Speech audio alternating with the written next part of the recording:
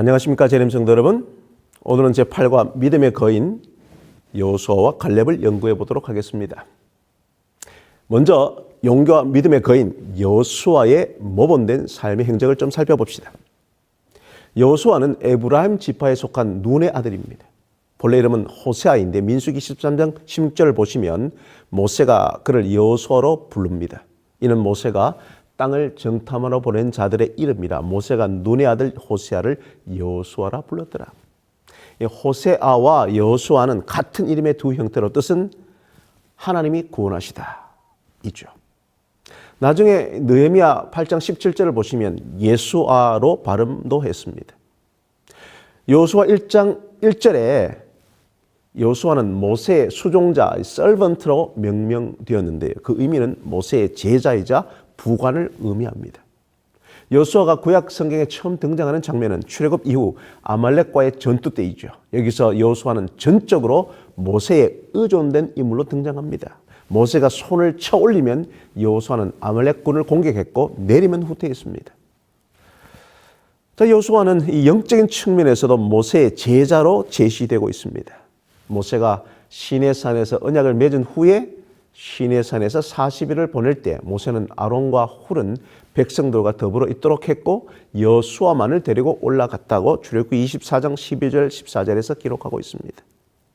여호수아는 항상 모세를 충실히 보좌했으며 모세가 진으로 돌아간 후에도 떠나지 않고 회막을 지켰다고 출애굽기 33장 11절은 기록합니다. 특히 성경은 여호수아를 회막을 떠나지 않는 사람으로 소개하고 있는 이유가 무엇일까요? 이 회막에 관한 전승을 살펴보면 두 종류의 회막이 있었습니다. 하나는 우리가 아는 것처럼 이스라엘 백성의 진영 가운데 있는 회막인데 번제단을 비롯하여 제사 기구들이 있었고 제사장들이 제사를 드리는 회막이었죠. 하나님이 임재하시는 지성소에는 대제사장이 1년에 한 번 대속죄일에 들어갑니다. 이 회막을 우리가 내부 회막으로 부를 수 있겠습니다. 또 다른 회막은 진영 밖에 있는 회막입니다. 출애굽기 33장, 민수기 11장, 신명기 31장 등지에 나오죠. 출애굽기 33장 7절과 11절을 좀 봅시다. 모세가 항상 장막을 취하여 진 밖에 쳐서 진과 멀리 떠나게 하고 회막이라 이름하니 여호와를 앙모하는 자는 다 진 바깥 회막으로 나가며 모세가 회막으로 나갈 때에는 백성이 다 일어나 자기 장막문에 서서 모세가 회막에 들어가기까지 바라보며 모세가 회막에 들어갈 때에 구름 기둥이 내려 회막문에 서며 여호와께서 모세와 말씀하시니 모든 백성이 회막문에 구름 기둥이 서 있는 것을 보고 다 일어나 각기 장막문에 서서 예배하며 사람이 자기의 친구와 이야기함과 같이 여호와께서는 모세와 대면하여 말씀하시며 모세는 진으로 돌아오나 눈의 아들 젊은 수종자 여호수아는 회막을 떠나지 아니하니라. 자, 이 회막은 진영 밖에 있었기 때문에 외부 회막으로 부를 수 있겠습니다. 이 회막에는 제단을 비롯한 제2기구들이 없으며 제사장도 없고 제사 드리는 것도 없었습니다. 오직 하나님께서 구름 기둥으로 회막문에 내려오셔서 말씀하시는데 누구나 하나님의 말씀을 들을 수 있었지요. 여호수아는 바로 이 회막에 있었으며 떠나지 않았다고 했습니다. 회막에 있었다는 것은 회막을 경배했다는 뜻이 아닙니다. 외부 회막의 경우 경배가 필요 없었죠. 여호수아가 외부 회막에 머물렀던 이유는 그곳이 하나님을 만날 수 있었고 하나님의 말씀을 들을 수 있는 곳이기 때문인 것입니다. 민수기 27장 18절을 보시면 여호수아를 새로운 지도자로 안수하며 세울 때도 하나님은 모세와 여호수아를 외부 회막에서 부르셔서 말씀하셨습니다. 여호와께서 모세에게 이르시되 눈의 아들 여호수아는 그 안에 영이 머무는 자니 너는 데려다가 그에게 안수하고. 그때 하나님께서 여호수아를 보시면서 그 안에 영이 머무는 자 이시 아쉐루아라고 하시면서 모세에게 안수하여 새로운 지도자로 삼으라고 하셨습니다. 즉 여호수아는 하나님의 말씀을 귀히 여기고 그 말씀에 순종하는 최고 지도자인 동시에 말씀을 전하는 일에 전념하는 예언자로서의 활동을 했던 인물이었습니다. 그 증거로 여호수아 7장 13절, 24장 2절을 보시면 여호와께서 이같이 말씀하시기를 이라는 선지자들이 자주 사용하는 이 문체를 여호수아도 자주 사용했던 것으로 보여진 것입니다. 모세의 후계자로 여호수아는 두 가지 중요한 일을 수행했죠. 첫 번째로 군대 지휘관으로서의 역할을 수행했습니다. 두 번째로 9지파 반에게 땅을 나눠주는 분배자로서의 역할이 주어졌습니다. 이 두 번째 역할은 여호수아 13장 7절에서부터 시작되는 분배 사역이 시작되죠. 여호수아는 이 두 가지 핵심 역할을 성공적으로 수행했기 때문에 그는 이스라엘 왕들의 이상적인 모델로 간주되기도 했습니다. 그래서 성경학자들은 여호수아와 요시야 왕의 유사성에 주목하여 열왕기서를 기록 편찬한 역사가가 요시야 왕을 묘사할 때 암암리에 여호수아를 떠올리도록 했다고 주장하기도 합니다. 자, 하나님께서는 모세와 함께 하셨던 것 같이 여호수아와 함께 하시라고 약속하셨습니다. 그리고 여호수아는 모세처럼 강하고 담대하여 율법책을 늘 묵상하며 기록된 말씀을 다 지켜 행하도록 권고받았습니다. 여호수아는 좌로나 우로나 한치의 치우침이나 은함도 없이 자신에게 주어진 하나님의 명령을 성실히 준행했습니다.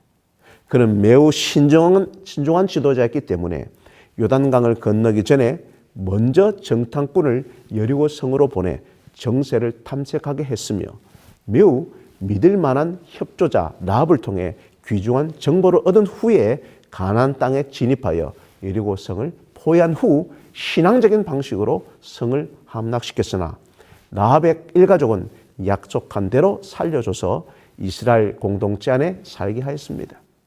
반면 아이성을 공격할 때 아간이 범죄에 실패하게 되자 과감히 아간을 아골골짜기로 끌어다가 석형으로 다스리죠. 승승장구하는 이스라엘 군대 소식에 겁을 먹은 기브온 사람들이 속임수를 써서 조약을 맺을 때도 여호수아는 나중에 속은 줄 알았지만 하나님의 이름으로 맺은 조약이니 지켜야 한다는 족장들의 진언을 받아들여 그들을 살려주되 이스라엘 안에서 회중과 제단을 위해 물을 깃고 나무를 패는 자들로 삼았습니다. 또한 여호수아는 지도자로서 하나님께서 맡겨주신 하나님의 백성을 위해 하나님께 간구하는 중재자로서의 역할을 충실히 수행했습니다. 여호수아가 아이성을 공격했으나 실패했을 때 여호수아는 옷을 찢고 여호와의 귀 앞에서 장로들과 함께 땅에 엎드리며 티끌을 머리에 뿌렸습니다. 하나님 앞에 지도자로서 백성을 위해 탄식하는 모습으로 엎드렸으며 하나님께 탄원하며 백성을 위해 기도드렸습니다. 자, 이 부분에서 중요한 것은요, 전쟁에 참패했을 때 지도자로서 백성에게 사죄하고 백성에 대한 미안한 마음에 사로잡히지 않았다는 점이에요. 또한 모든 책임이 지휘관인 자신에게 있다고 말하지 않았습니다. 왜냐하면 전쟁의 승패는 하나님께 달려있지 백성의 능력과 지휘력에 달려있다는 것이 아니라는 것을 여호수아는 잘 알고 있었기 때문입니다. 따라서 여호수아는 오직 하나님 앞에 엎드려 하나님의 음성을 듣기를 원한 거예요. 왜 이 전쟁에서 패했는지 그 원인과 이유를 듣고자 한 것입니다. 그리고 그 원인인 아간의 죄를 발견하고 제거함으로 백성들과 하나님의 관계를 다시 정상으로 회복시켰습니다. 자, 이렇게 여호수아는 하나님과 백성들과의 중간에서 중재자의 역할을 수행했습니다. 하나님과 개인 사이에 올바른 관계가 형성될 수 있도록 중간에서 돕는 역할을 성공적으로 수행한 것입니다. 자, 이러한 중재자의 역할은 여호수아서의 마지막 장면에서 다시 계약의 중재자로 다시 나옵니다. 여호수아는 마지막 고별 설교를 마치고 23장 백성들에게 세겜에 모이게 하여 하나님과 백성 간의 계약을 갱신하도록 중재자의 역할을 수행합니다. 24장에서요.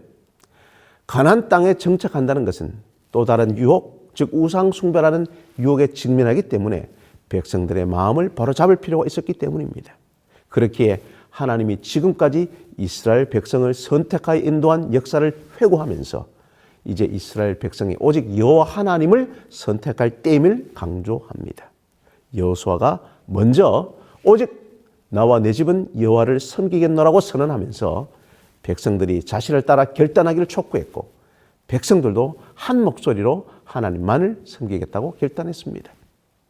이렇게 여호수아는 하나님을 향한 충성심과 백성들을 사랑하는 마음이 가득했던 세심한 리더십을 가진 지도자였습니다.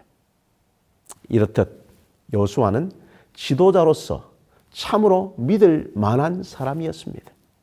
그런 여호수아에게 배울 수 있는 가장 중요한 점은 무엇보다도 그의 믿음, 그의 신실함이죠.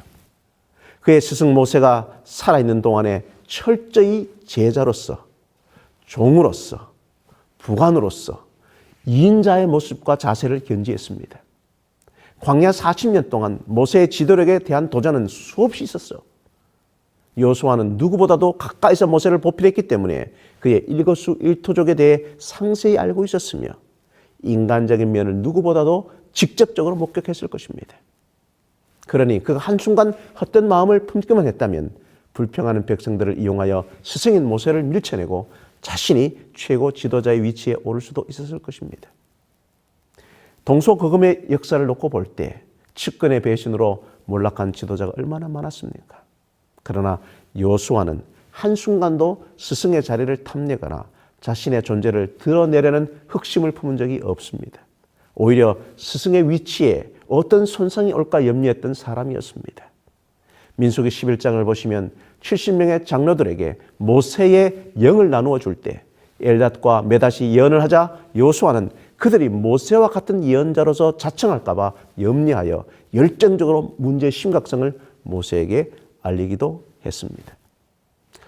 여호수아에게 있어서 모세의 예언자적 그 지도력은 어떤 경우에도 손상되어서는 안 된다고 생각하고 여호수아는 철저히 스승 모세의 권위를 지키기 위하여 노력했습니다. 민수기 13장에는 가나안 땅을 탐지한 정탐꾼 중 여호수아와 갈렙만이 긍정적인 보고를 한 기록이 있습니다. 그 결과 여호수아와 갈렙만이 약속의 땅에 들어갈 것이라고 약속을 받았고 그들에게는 약속의 땅에서 유업이 주어졌습니다. 땅 분배를 시작하자 여호수아 15장에는 영웅 갈렙은 옛 일을 상기시키며 자신의 몫의 땅을 달라고 요청했고 여호수아는 망설임 없이 축복하고 헤브론 땅을 갈렙에게 주었습니다.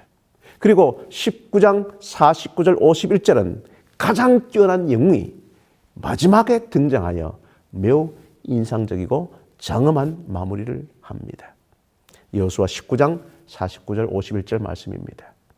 이스라엘 자손이 그들의 경계를 따라서 기업의 땅 나누기를 마치고 자기들 중에서 눈의 아들 여호수아에게 기업을 주었으니 곧 여호와의 명령대로 여호수아가 요구한 성을 에브라임 산지 딥낫세라를 주매 여호수아가 그 성읍을 건설하고 거기 거주했더라.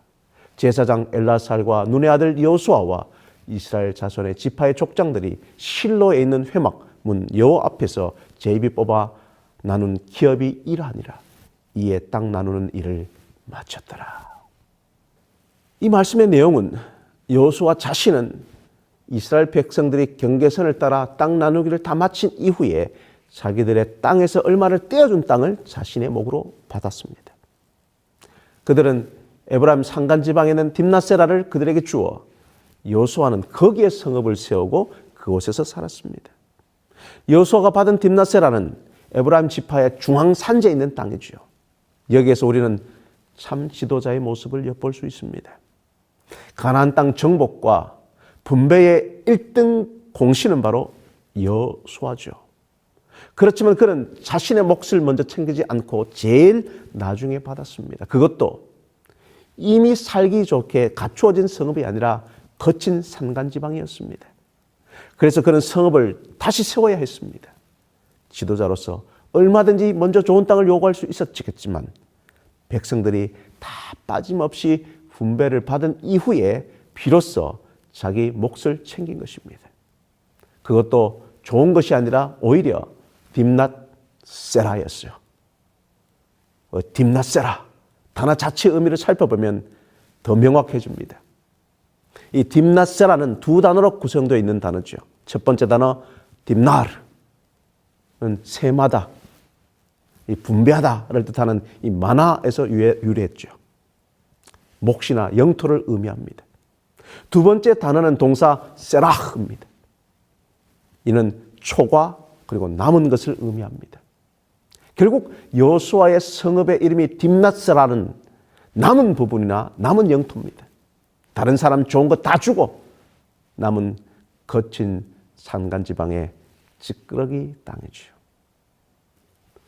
여기서 우리는 타인을 먼저 생각하고 배려하며 물욕에 좌우되지 않는 사적인 것보다 공적인 것을 먼저 생각하는 참 지도자의 모습을 보게 됩니다.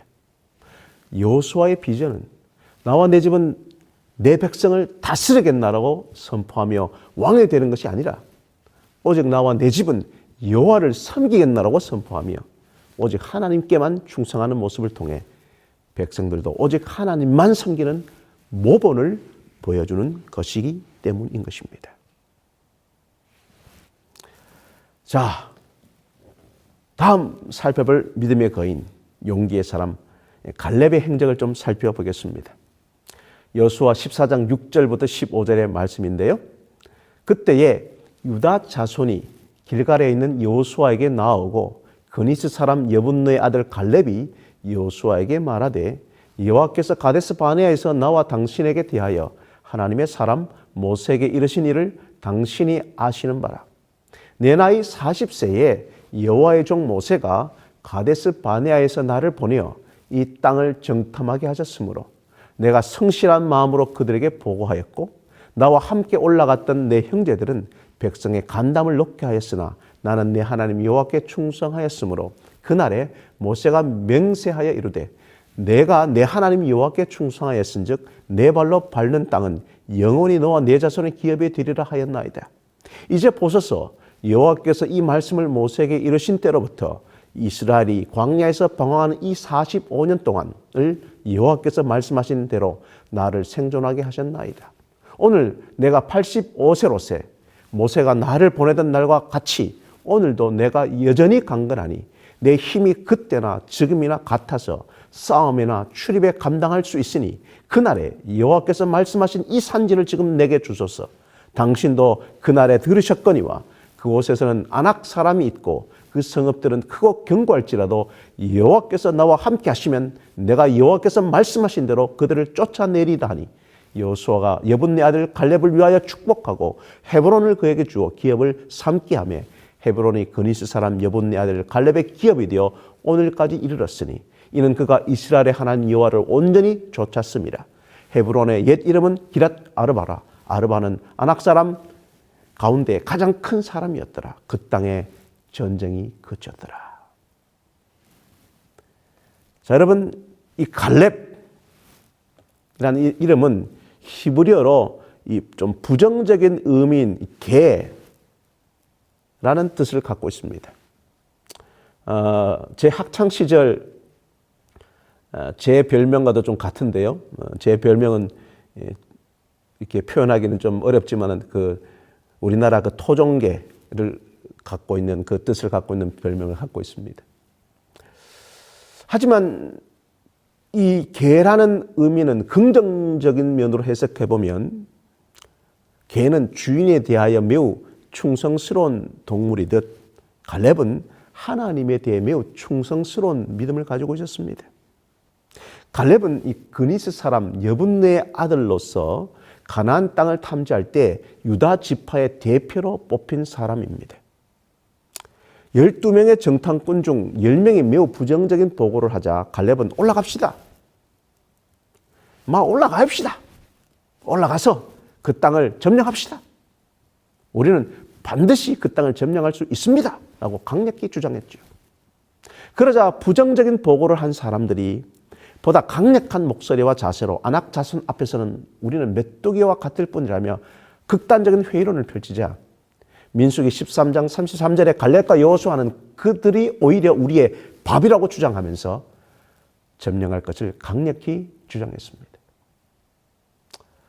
하나님께서는 이 갈렙을 가리켜 나의 종 갈렙은 그 마음이 그들과 달라서 나를 온전히 따랐다고 칭찬하셨죠.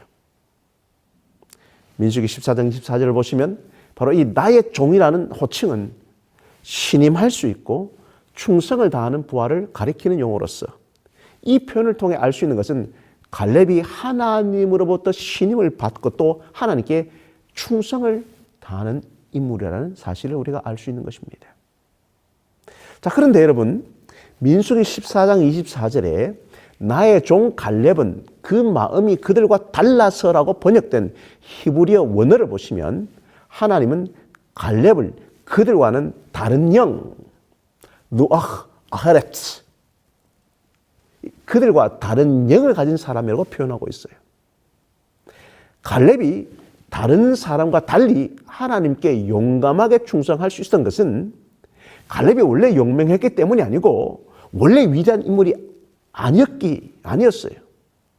오직 그의 영이 다른 사람과 달랐기 때문이었습니다. 갈렙의 영은 하나님의 마음을 느끼고 하나님의 말씀을 믿고 신뢰하는 영이었기 때문에 죽음을 무릅쓰고 용감하게 하나님의 뜻을 외칠 수 있었던 것입니다. 또한 45년이 지난 이후 여호수아 14장 7절에 갈렙은 이 사건을 회상하면서 회고하기를, 자신은 그때 내가 성실한 마음으로 그에게 보고하였고, 즉 자신의 마음에서 우러나오는 정직하고 성실한 보고를 드렸다고 그렇게 회고하고 있는 것이죠. 결국 백성들은 갈렙과 여호수아의 보고와 주장을 따르지 않고 부정적인 보고와 주장에 동조하여 울며 불평했습니다. 이로 인해 하나님께서는 불평하는 무리들을 심판하셨는데 가나안 땅을 탐지하러 갔던 사람들 중에 갈렙과 여호수아만이 살아남았죠. 출애굽 세대는 다 광야에서 죽었지만 갈렙과 여호수아만 살아남았던 근본 이유는 그들이 하나님만 철저히 따랐기 때문입니다. 자, 갈렙은 땅 분배 과정에서도 유다 지파의 대표로 뽑힙니다. 민수기 34장에 보시면요, 그는 유다 지파의 족장, 지도자, 이 나시 이자 우두머리 이 노쉬였습니다. 그는 40세 때 가나안 땅을 탐지했고요. 45년 후인 85세 때에 헤브론 지역을 분배받았습니다. 그가 헤브론 지역을 분배받은 것은 가나안 땅 탐지 당시 그 지역을 탐지했기 때문인데, 그때 모세는 내가 여호와 하나님께 충성하였으므로 너의 발로 밟은 땅은 영원히 너와 내 자손의 유산이 될 것이라고 말했기 때문입니다. 갈렙은 모세의 약속의 근거에 여호수아에게 헤브론 땅을 달라고 요청하여 그 땅을 유업으로 얻습니다. 특히 85세의 갈렙은 이 산지를 내게 주소서라면서 이 헤브론 지역을 요청하였는데요. 당시 헤브론에는 아낙 자손들이 있었고 성읍은 크고 견고했습니다. 최초 가데스 바네아에서 정탐꾼 10명이 우리 스스로 보기에도 메뚜기 같다고 절망한 이유도 바로 그 거인 아낙 자손 때문이었는데요. 85세의 노인이 된 갈렙은 바로 이러한 사람들과 전투를 하겠다고 나선 것입니다. 결국 하나님과의 약속과 능력을 믿은, 하나님께 충성을 다한 갈렙은 결국 아낙 자손을 물리치고 모세가 약속한 대로 헤브론 지역을 점령하고 유산을 받게 됩니다. 원래 성주인 아르바의 이름을 딴 지명인 기랏 아르바를 결국 갈렙은 아낙 자손을 몰아내고 헤브론이라고 명명했는데 연합하다는 뜻이죠. 즉 여호수아 14장 15절에 갈렙이 하나님과 연합하자 그 땅에 전쟁이 그쳤더라는 이 14장의 마지막 말씀은 매우 의미심장하여 모든 지도자들과 성도들이 이 가슴에 새겨야 할 말씀인 것입니다.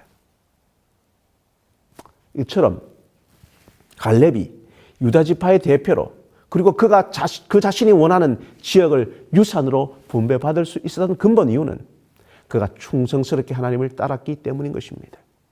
여기서 우리는 매우 중요한 신앙적 교훈을 얻을 수 있습니다. 다수의 사람들의 견해나 입장을 따르지 않고 오직 하나님의 뜻을 존중하고 그 뜻에 충실한 사람은 한때 어려움은 있을지 모르나 궁극에 가서는 하나님께서 최상의 것으로 보상해 준다는 사실입니다. 갈렙이 차지한 땅은 유다 지파의 중심이죠. 유다 지파 출신인 다윗은 헤브론에서 먼저 남방 유다의 왕이 되었습니다. 이것은 헤브론이 차지하고 있는 그 비중과 정통성을 대변해 주고 있습니다. 그러므로 헤브론을 차지하고 유다 지파의 지도자가 되었던 갈렙은 당시 이스라엘의 중심에 우뚝 서게 된 것이죠. 우리는 이 사건을 통하여 또 한 가지 주목할 점은 여호수아와 지휘관 자리를 두고 경쟁할 수 있는 사람이었는데 오히려 가장 어렵고 험난한 전투를 자청했다는 것입니다. 오직 하나님의 약속을 믿고 용감하게 전전한 일에 선두에 서기를 원한 갈렙의 행동은 하나님을 향한 신뢰와 충성심에서 나온 행동일 것입니다. 또한 갈렙은 하나님을 대할 때 하나님을 온전히 받드는 태도를 보여주셨어요. 여호수아 14장 12절을 보시면 갈렙은 이 산지를 내게 주소서 만일 여호와께서 나와 함께 하시면 이 울라이라고 하는 히브리 용어를 쓰는데요. perhaps, maybe 뭐 이렇게 우리가 해석할 수 있겠습니다. 여호와께서 나와 함께 하시면이라는 다소 두려움과 의심의 표현을 사용하여 하나님을 향한 믿음이 약한 것처럼 보일 수 있으나 다른 면에서 해석해 보면 하나님의 주도권, 하나님의 그 자유를 전적으로 인정하고 존중하는 태도의 어법인 것이죠. 모든 결정을 하나님께 맡기고 오직 하나님의 뜻을 받드는 태도에서 역시 갈렙의 온전한 충성심을 발견할 수 있는 대목입니다. 이러한 까닭에 여호수아 14장에서는 계속 반복해서 그가 하나님 여호와를 온전히 좇았다, 온전히 충성했다라고 기록해 주고 있습니다. 자, 여기서 온전히 좇았다는 표현은 히브리어 구절 말레 아하르에 이러한 표현은 갈렙을 소개할 때마다 반복해서 나타나는 표현입니다. 민수기 14장 24절, 32장 12절, 신명기 1장 36절. 이 표현, 이 말레 아하르는 민수기 32장 11절에 애굽에서 나온 세대가 광야에서 죽은 이유가 하나님을 온전히 따르지 않았기 때문이라는 대목에서도 동일하게 사용됩니다. 민수기 32장 11절입니다. 애굽에서 나온 자들이 20세 이상으로는 한 사람도 내가 아브라함과 이삭과 야곱에게 맹세한 땅을 정령히 보지 못하리니 이는 그들이 나를 온전히 순종치 아니하였음이니라. 결국 지휘관으로서 갈렙이 용맹스럽게 승리할 수 있었던 비결은 하나님의 뜻에 온전히 따르는 충성스러운 마음이 있었기 때문이었습니다. 재림 성도 여러분, 지금까지 살펴본 우리들의 믿음의 모본, 믿음의 거인 여호수아와 갈렙은 전형적인 창조적 소수에 속한 사람들입니다.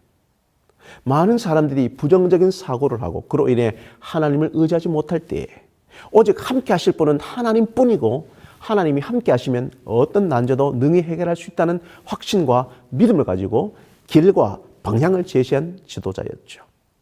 특별히 여호수아는 스승 모세의 최측근으로서 누구보다도 모세의 인간적인 면을 잘 알 수 있는 위치에 있었으며 모세에 대한 백성들의 원망과 불평이 무엇이라는 것을 잘 알고 있었지만 한순간도 그 틈을 이용하여 자신의 입지를 강화하려거나 불신의 모습을 보이지 않았습니다. 그리고 용감할 뿐 아니라 성공 후사의 정신을 가진 지도자였습니다. 갈렙 역시 일평생 여호수아와 같이 하면서도 어떤 경쟁 의식 없이 용기와 신뢰를 바탕으로 충실한 협력자의 모습을 보여주었습니다. 여호수아와 갈렙은 하나님이 주도적으로 행하신 가나안 땅 정복의 약속을 이루어 가시도록 믿음과 용기, 순종과 신뢰를 바탕으로 끝까지 서로 협력하며 최선을 다하여 자기 소명과 사명을 다한 생명을 산 지도자들이었습니다. 오늘날 우리 한국 재림교회와 사회에 필요한 인재와 지도자상은 바로 이런 사람들일 것입니다. 하나님은 지금도 이와 같은 사람을 찾고 부르시고 사용하십니다. 더 나아가 여호수아 15장 16절에서 19절의 말씀을 좀 보십시다. 갈렙이 말하기를 기랏세벨을 쳐서 그것을 점령하는 자에게는 내가 내 딸 악사를 아내로 주리라 하였더니 갈렙의 아우 그니스의 아들인 온니엘이 그것을 점령함으로 갈렙이 자기 딸 악사를 그에게 아내로 주었더라. 악사가 출고할 때에 그에게 청하여 자기 아버지에게 밭을 구하자 하고 나귀에서 내림에 갈렙이 그에게 묻되 내가 무엇을 원하느냐 하니 이르되 내게 복을 주소서 아버지께서 나를 네겝 땅으로 보내시오니 샘물도 내게 주소서 하며 갈렙이 윗샘과 아랫샘을 그에게 주었다. 여러분, 이 말씀은 다음 세대의 이스라엘 백성들이 믿음의 거인 갈렙과 여호수아의 그 믿음과 용기의 모본을 따랐음을 보여주는 대목입니다. 나이 든 이 세대가 사역을 마무리할 그 시점에 새 세대는 그들에게 닥친 그 도전을 감당하며 이스라엘을 향한 하나님의 계획을 계속 이뤄갈 준비가 되었다는 것을 보여주고 있는 것이죠. 갈렙이 여호수아에게 이 산지를 내게 주소서라고 요청했던 것과 다르지 않게 악사는 남편의 격려 가운데 아버지가 보여준 것과 같은 믿음과 결의를 나타내주고 있습니다. 이 결단과 용기를 통하여 악사는 땅을 차지하라는 약속의 성취를 보여준 갈렙의 모본을 대를 이어가고 있죠.